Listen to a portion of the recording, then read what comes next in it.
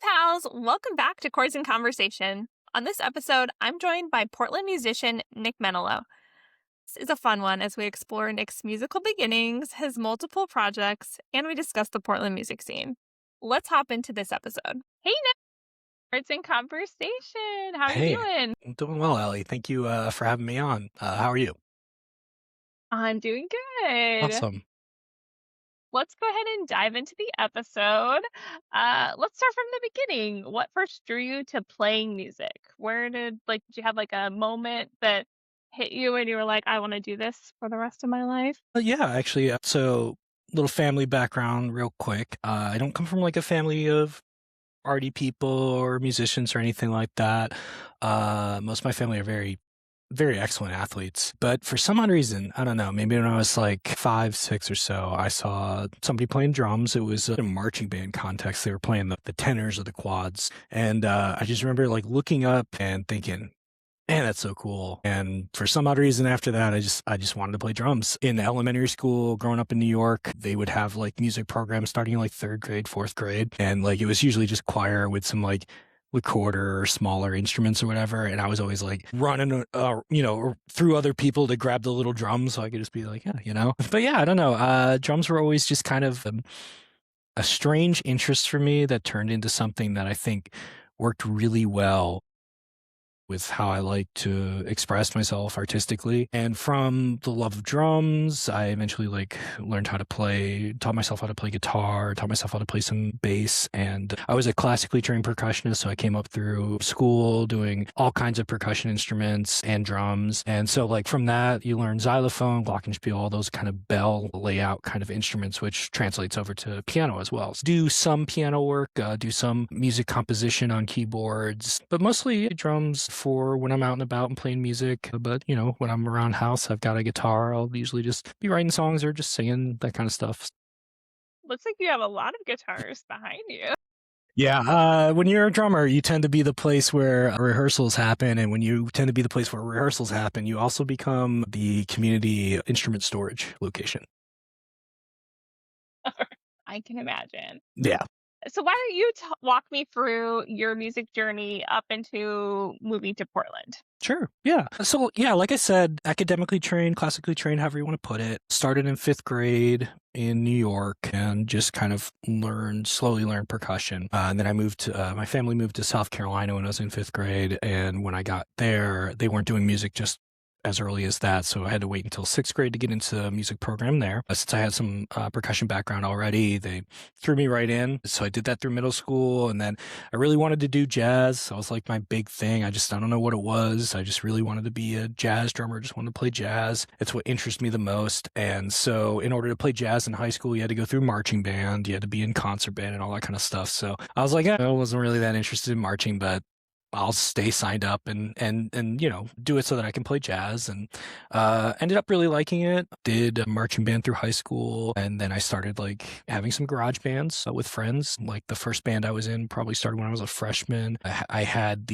at the time, thought that maybe I could be a singer. That's where I was like, yeah, let's do it. I had a best friend who also played drums, and I'm like, why don't you play drums? I'll sing. We had a couple twins who played bass and guitar, and then we had another guy who played guitar and sang. And it started that way. Did that probably all 4 years through high school. Eventually I moved over and did like multi-instrumental stuff. Like I would play some bells sometimes, do some harmonica work, and then eventually picked up guitar and just kind of played guitar in the band, did backup vocals. When I was a junior, I started another couple bands with friends, and we started writing originals and played in those bands up until I got into college. And then I thought about doing music in college, but I wasn't really too interested in doing like more classical or more orchestral music. I was really more interested again in like jazz or composing or writing my own stuff. So I went into college under a different major, but met some musicians there, and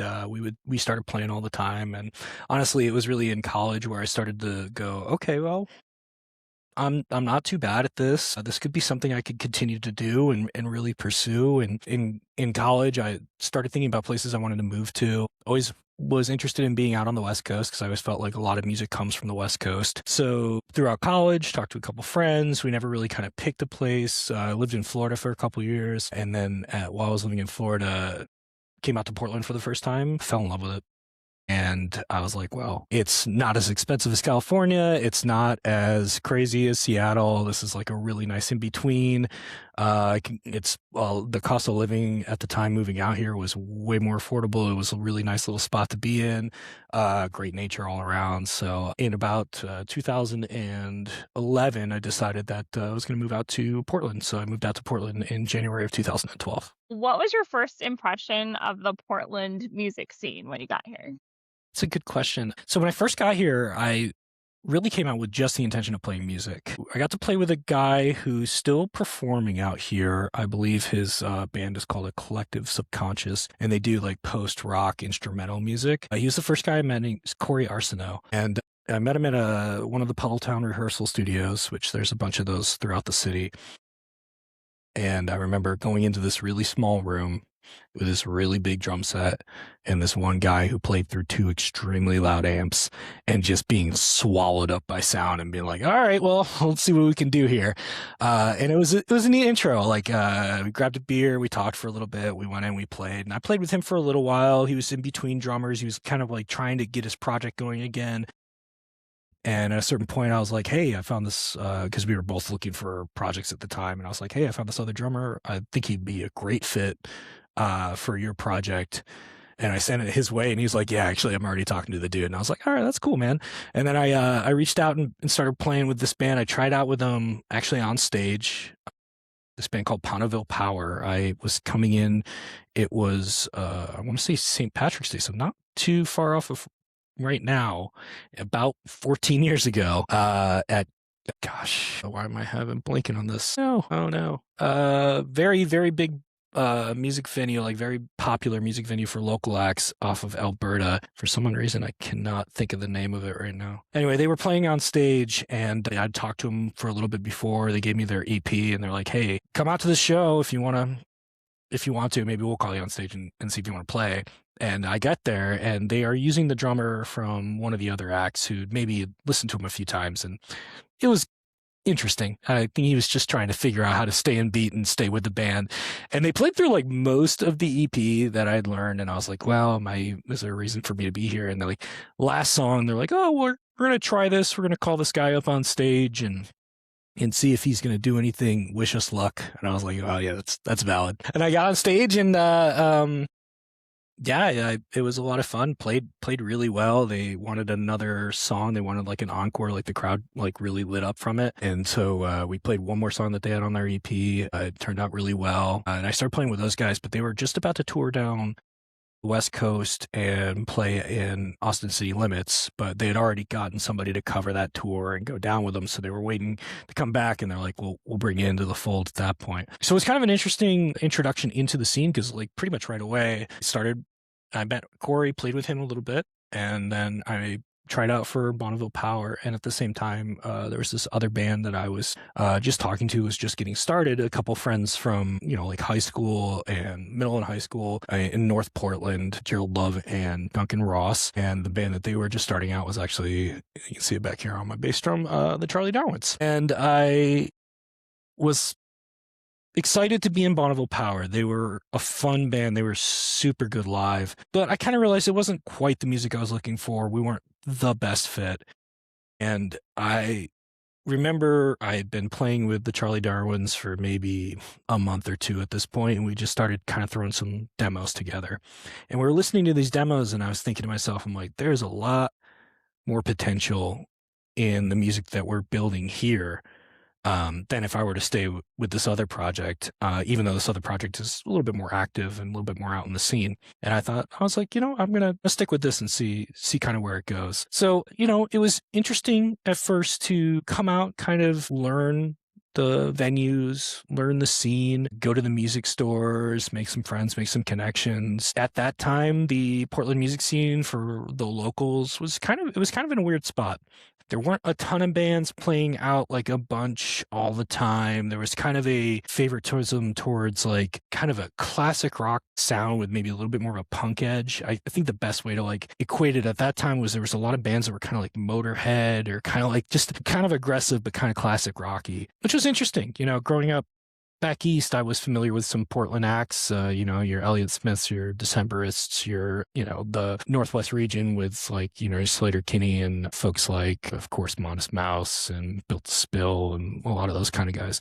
So coming out here and finding it to be a little bit less in that indie vein and a little bit more in this like harder rock vein was a little interesting. But at the time, I was super into progressive rock, classic rock, and it worked out well in that kind of way. But the music that Charlie Darwin's was making was more pavement. It was more alt rock, more indie. So it was kind of cool that we had this kind of little niche in the scene at the time, and we started playing shows, and we were playing, I don't know, this first couple to few years from like 2012 to 2014 or so, sometimes up to 8 shows a month, just around town, because there were so many venues that were trying to fill bills, and there wasn't a lot of bands that were like reliably showing up to come in. So we were just kind of the band that got called all the time by these bookers as they're like, hey, we got a show on Friday. You guys want to show up and fill the bill? And we're like, yeah, it's like cool. And then we get a call. It's like, hey, you got one on Saturday? Yeah, we'll do that too. Why not? And we used to we used to play all the time, which was great because it was like really good repetition, got us really familiar with being on the stage and got us really comfortable with going out there and playing. And so it was a fun kind of dive into the scene. It was a fun exposure getting out here and playing music. And I didn't find it too hard to initially get out there and make connections. But there are, obviously as with any city, there's various levels of the music scene. You're going to be part of certain networks. You're going to cross some networks and you're going to meet some folks that will have higher connections. You meet some folks who've been in the city just doing local music for a long time. Well, you kind of broke down the Charlie Darwins. Do you want to tell me a little bit more about the genre and what you love most about? Well, actually, let's just jump into your different projects that you Sure. have and genre, what you love most about each project, and like what's going on currently with each one. Yeah, sure. So the Charlie Darwins, like I said, we formed in February of 2012 initially with Duncan and Gerald. Duncan played bass and Gerald plays guitar. They both would kind of trade off on vocals a little bit in the beginning, did a lot of, harmonies, but sometimes one would lead one song and sometimes one would lead the other. But as we started developing more as a band and kind of determining our own sound, Gerald took on more of the lead vocal stuff, and by the end of the summer of 2012, Duncan moved on to do some other projects, and we brought in a different bass player named Rob Denman, and he's been our bassist for the most part since then. When Rob came into the band, we really kind of went from this kind of a quirkier, all kind of band and moved more into really grunge, just kind of your typical Pacific Northwest, like heavier alternative with deep pop roots, kind of a dark pop sound. And I played with those guys. We played up until like mid 2015, and then we broke up. We played a lot in North Portland, so we were out of St. John's at the time, and we were just about to headline the No Fest, which was a North Portland music festival that went on for a while. I don't believe if it is happening now, I think it's happening under different folks that are putting it together. But we'd played in it the last few years, and we'd just gotten the opportunity to be the headlining spot for the rock venue for No Fest. And we literally like broke up, I don't know, maybe a month right before it happened, which was it was a bummer. I felt like we were building up all this steam and we were getting somewhere, and then it just kind of stopped on us. And that project was kind of put on hold. I still worked with Gerald for a long time, but we have reunited as of 2022. We actually got back together around our 10-year anniversary with Duncan back in the band, and then Rob joined back in, and Duncan moved to guitar. And we played as a 4-piece for a little while, but then Duncan moved to New Orleans. So he's out in the New Orleans scene now, and we're back down to a 3-piece.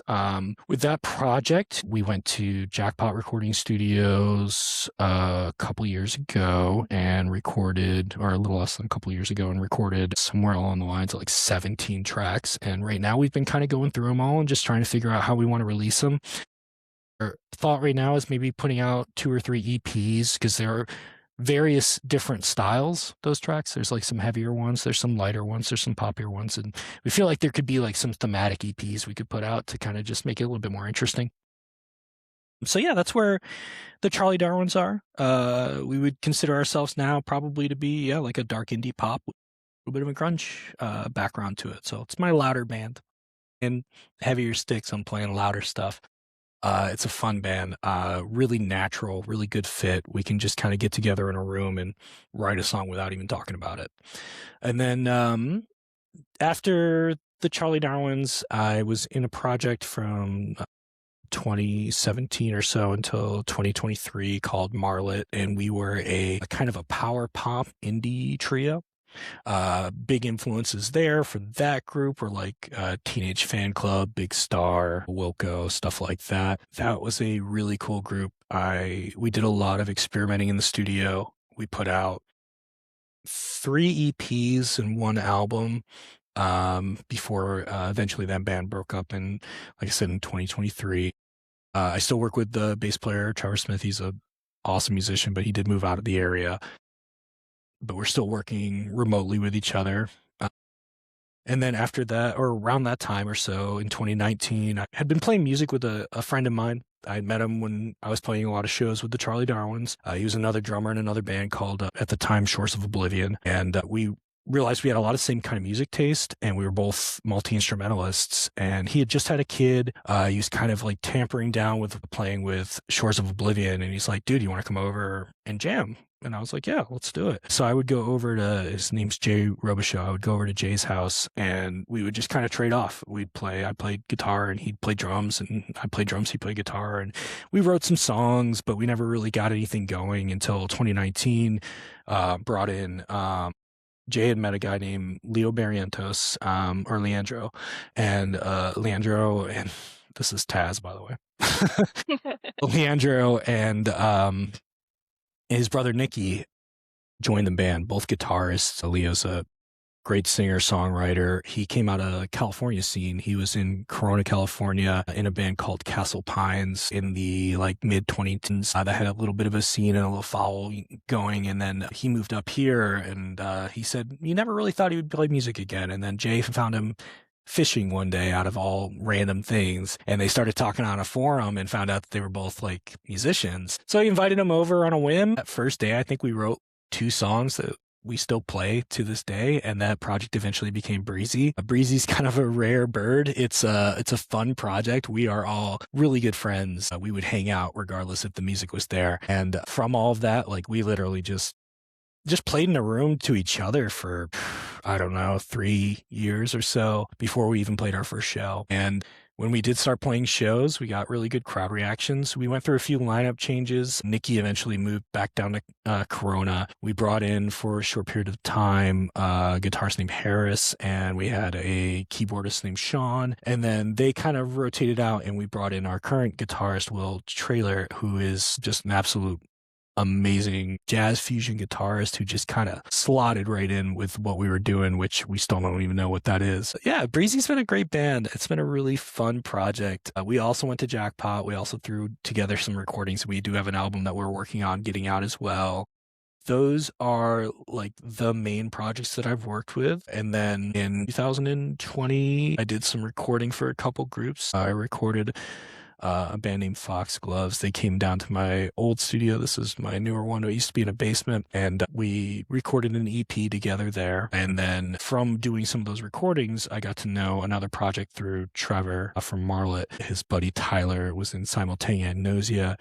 Yes, that's a fun word to say, and no, don't ask me to spell it. But that project they brought me in to do some vocal recordings. They brought me in to do some finishing up, like helping mix, helping master, helping to produce the album that they had been working on, and then asked me to drum on a few tracks. And then once we did that and we released that album, Paradise Lost, it's out on all the streaming platforms and such. We released it last year. Tyler asked me if I'd be interested in playing drums live. And we had actually, Marlet had played a couple shows with Simultaneous Nausea prior to me being a part of the band, where they would do like drum machines and samples. So Simultaneous Nausea is a very interesting, very different project than what I've been typically working with. They are kind of, I guess you could say, a little bit elements of trip hop, a little bit elements of jazz fusion, a little bit of elements of lounge.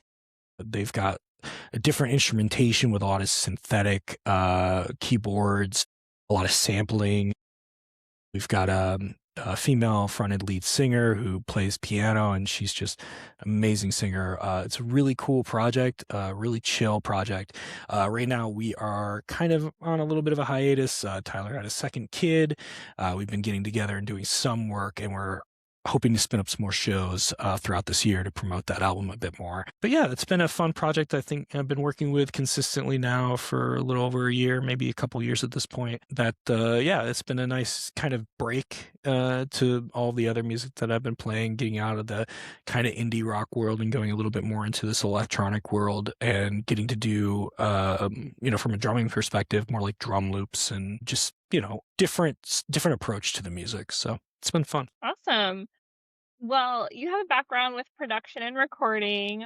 Do you want to share what makes you passionate about that aspect of the creative process Yeah, in music?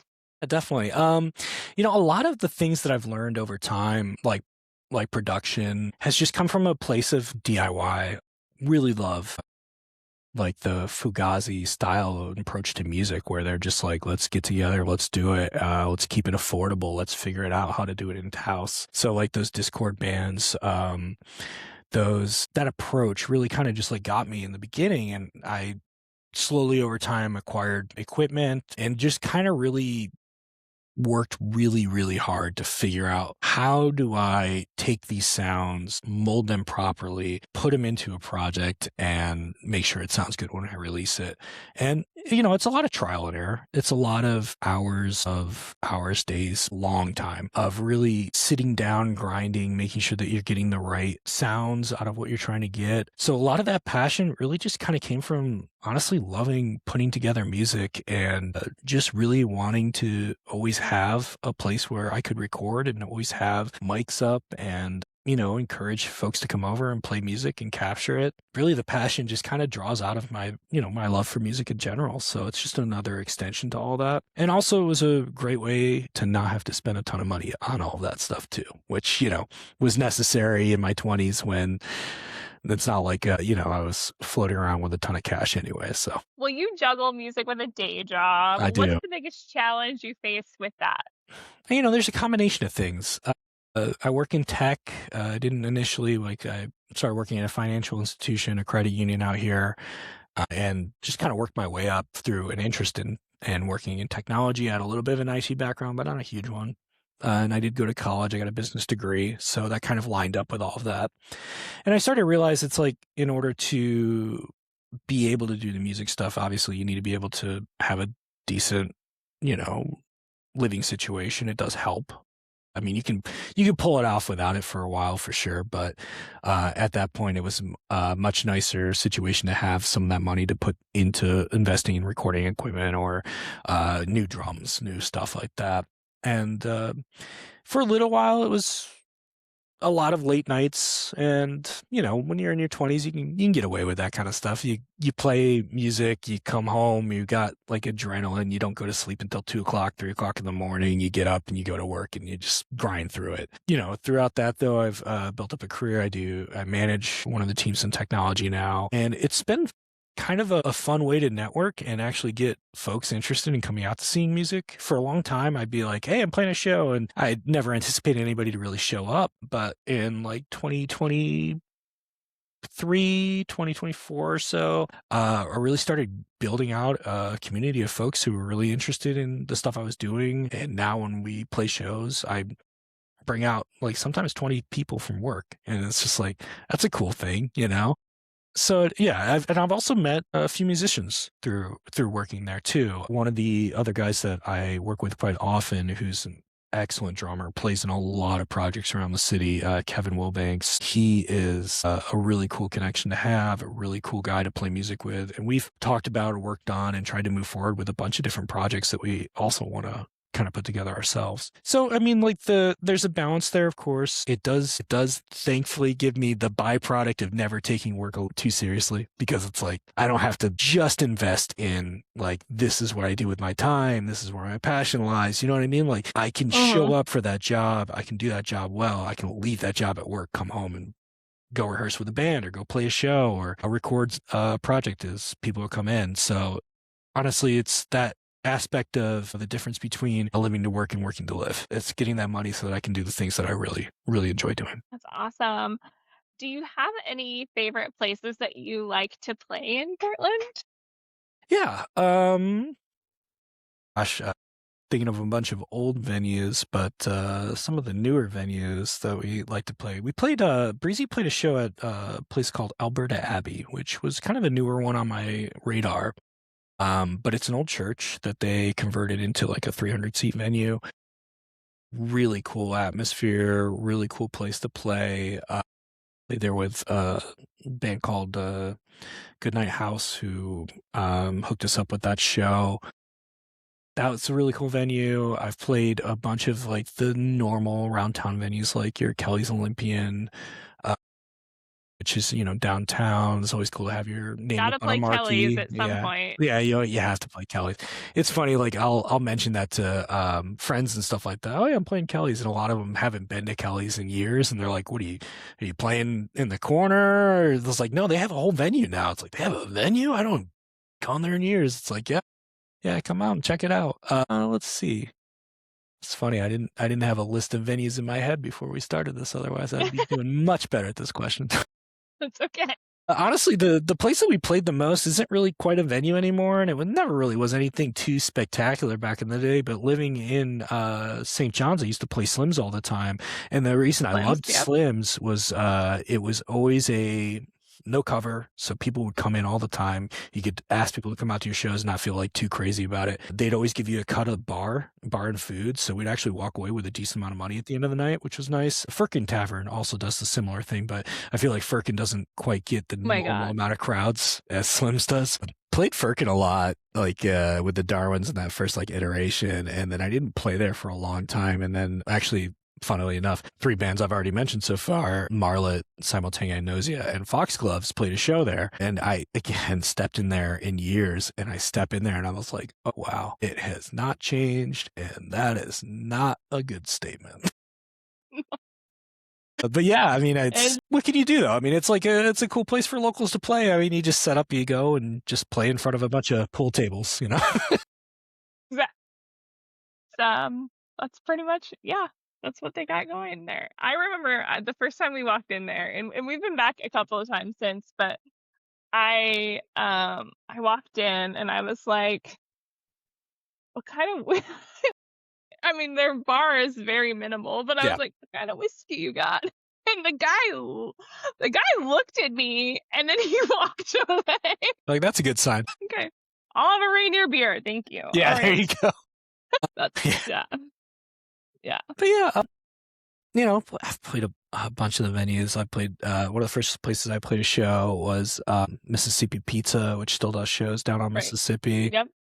There was another venue on Mississippi back in the day that played a couple times that doesn't exist anymore. A few on Alberta, like I've played outside of Alberta. I mean, there's the Alberta, I think it's Pub. Played there a couple times. Gosh, yeah, I've played all over the town. It's funny, I can't think of any venue names at the time, but just take my word for it, folks. Yeah. But yeah, the thing I like the most about like the Portland scene is that there is such a variety in venues and places to play. It used to be all the time we could get shows at Ash Street, which isn't a venue anymore now. Nowadays we'll get shows at like Dante's instead, which is right around the corner from it. Right. But yeah, it's nice to like play those kind of places with the dedicated stages and good sound guys. because it's a bit of a difference when you play a lot in a local scene. You kind of get used to going to places like Waypost or, like I said, like Slim's and Firkin, where you're having to walk up and you're having to just kind of do your own PA and do your own sound, and maybe if you're nice enough, you'll do it for the other bands too, or vice versa. But yeah, so you get into a place like Dante's, you open for a decent band or something to that effect, and you get to have that more of the actual rock star experience. We'll go with that, where you have a green room. Case of Dante's, just a basement place where you can hang out with the musicians and then get up on stage and play and have a decent sounding show. I get a lot of board recordings for those kind of things too, which is nice to go back and review. What's the biggest venue that you've played in Portland? It would be definitely Alberta Abbey was the biggest venue. I have played some outdoor shows that have offered, larger crowds, but for the most part, the Abbey is it's the biggest venue. Trying to think if there's any other larger ones. I mean, Ash Street was a decent sized venue back in the day. I played Hawthorne Theater, which is a decent sized venue too. Yeah.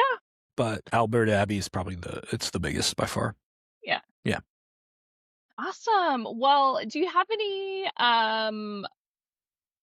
like what kind of genre of music do you listen to just in your day-to-day life that Yeah, no, it's a great are you question. all over the map? I'm not like super all over the map. I have my niche, my favorites and that kind of stuff. I listen to like my favorite band, the band that I probably keep up the most with and listen to most regularly, depending, is Wilco. I've just been a huge Wilco fan for a long time. Back when I was in college, went to Bonnaroo in 2007.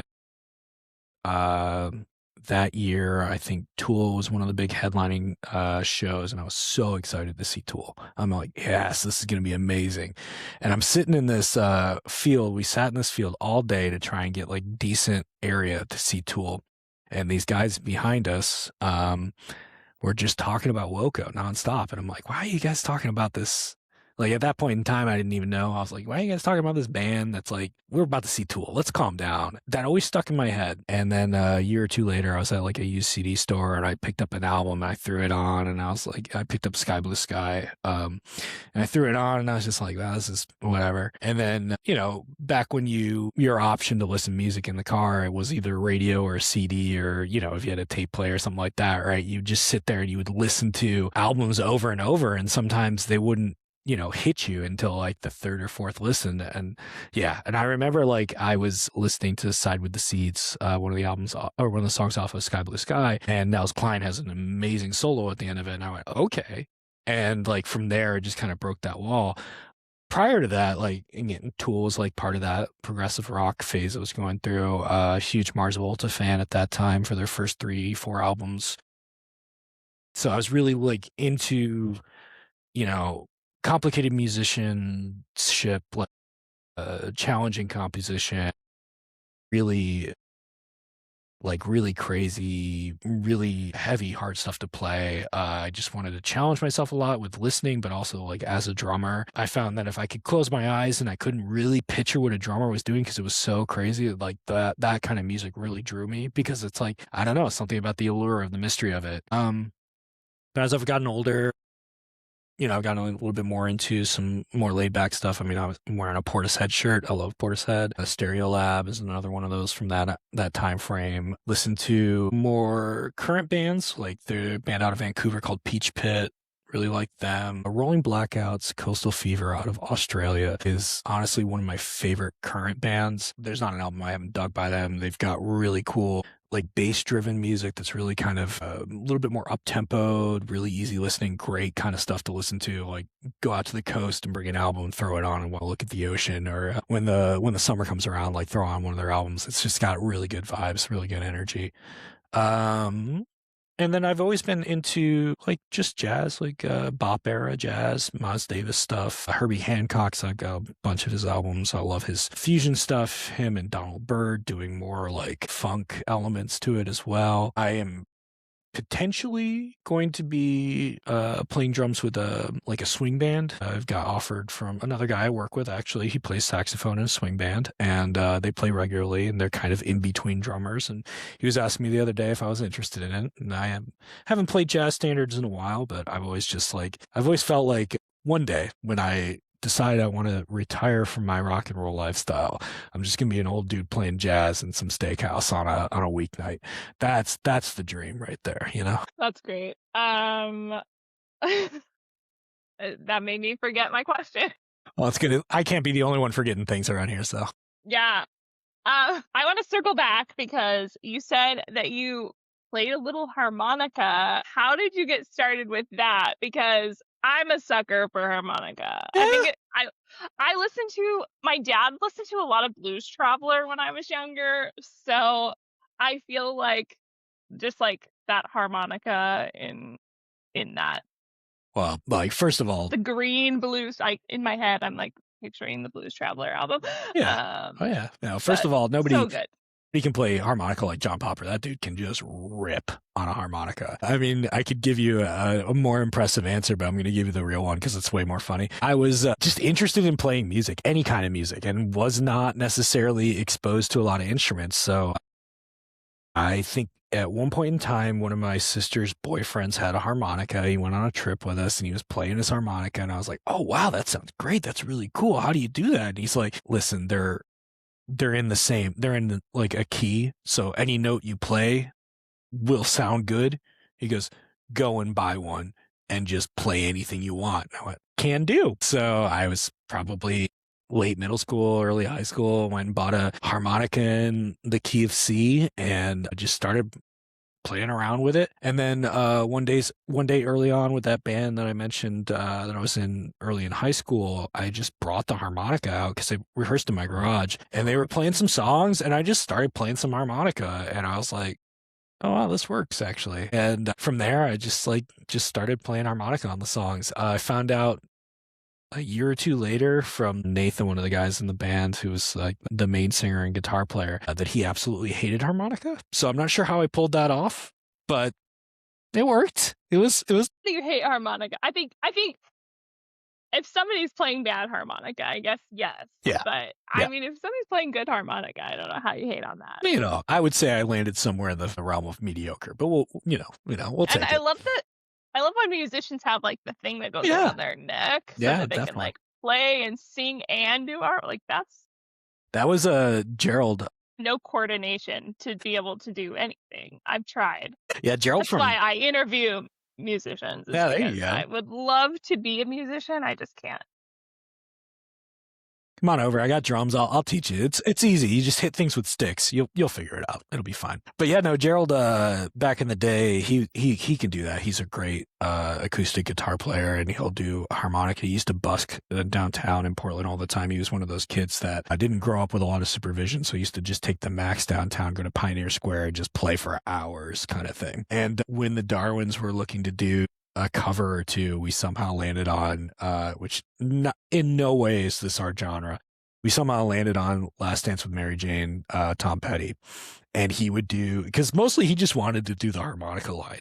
So we would literally bring the whole rig so that he could just play that harmonica line. The last time we even played the cover,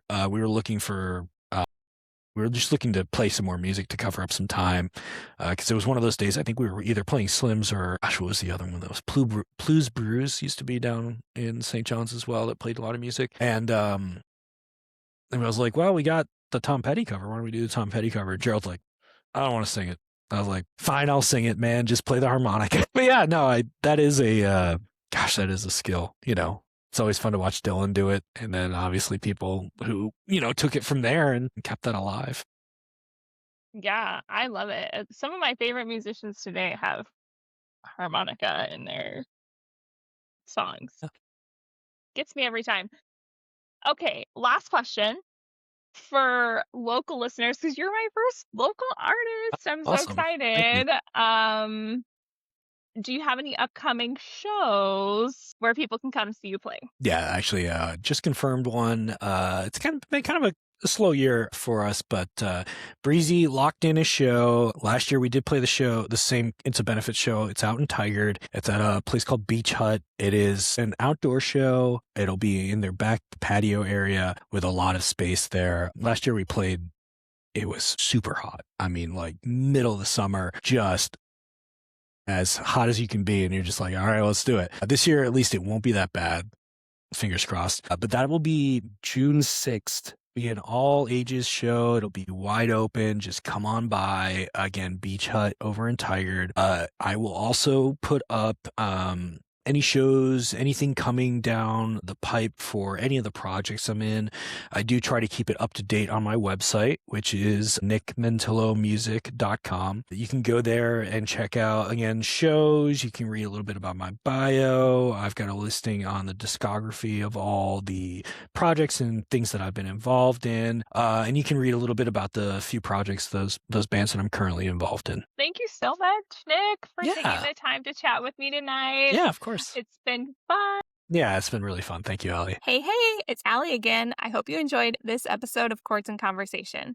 It was such a joy to have our first local musician. One thing that I love about Portland is on any given night, you can find live music. So if you're a local listener, get out there and explore the live music scene and see Nick play with 2 of his projects on June 6th at the Beach Hut in Tigard. Don't forget to like, subscribe, and share this episode with the music lover in your life. I'll see you next time for Chords and Conversation.